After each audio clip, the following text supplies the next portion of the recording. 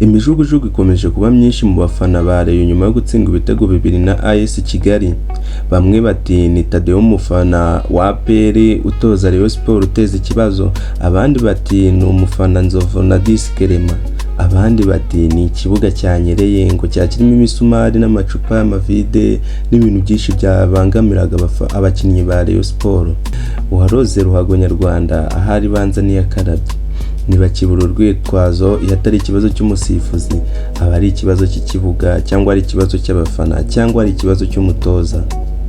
Tadeo ubwo match yari irangiye bamaze kumukubita ibitego 2 kubusa yagaragaye arimo araseka. Ibyo byabaye ikibazo mu bafana ba Rayon. Ubundi guturamureyo aseka badutsinze, ku mukino wa APR badutsinda niyegeza aseka, none ku mukino wa AS Kigali badutsinze ibitego 2 kubusa agaragaye ari guseka. Bishatse kuvuga iki? Ibyo abafana ba Rayon Sports bari kubivugaho rwisha. Abafana ba APR nabo bameze nabi, barimo barabwira abafana ba Rayon ngo useka seka nyuma koko nk'uko umunyarwanda yabivuze. Ku mukino weje kuri 22 APR yatsinzwe ibitego 3-2 na Mukura.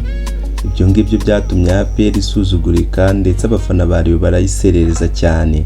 None ubu ngubo abafana ba APR nabo barakaye, barimo barabaza abafana ba Rayon ati harya ba 11 babanzamo b'abazungu nibo babaye abazunguzayi.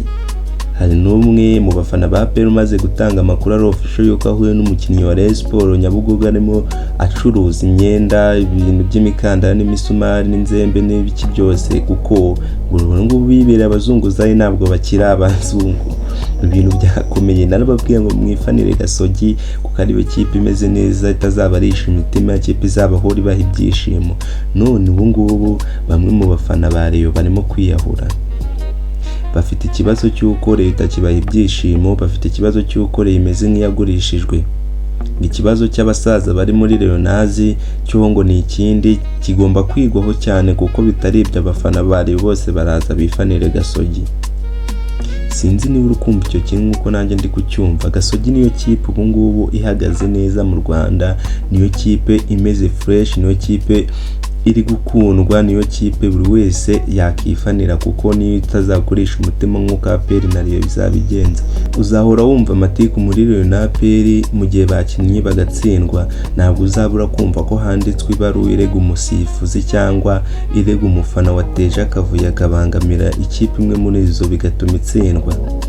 Ntihazabura umusifuzi zasifura nabi. Buke mu gitondo Rayon Sports yandika ibaruwa isaba Ferwafa yuko uwo musifuzi yakurikiranwa bitewe no kuba yabasifuye nabi. Sinzi niba uri kumva icyo kintu. Ese ni amatiku?